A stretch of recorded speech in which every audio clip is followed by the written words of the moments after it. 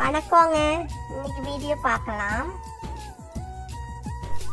ஒரு பெண் உங்கள் அருகில் சிரித்து நடனமாடி சுதந்திரமாக மகிழ்ச்சியாக உணர்ந்தால் நீங்கள் தான் உலகின் மிக அழகான ஆண்.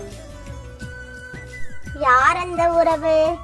அழுது புலம்ப 1000 சோகங்கள் வரிசை கட்டி நிற்கும் போது சரி விடு, பார்த்துப்போம், கொஞ்ச நாள்ல எல்லாம் சரியாகிவிடும் என்று ஆறுதல் சொல்லி அழைத்து செல்ல ஒரு அன்பான உறவு இருந்தால் இந்த வாழ்க்கை இன்பமானதுதான்.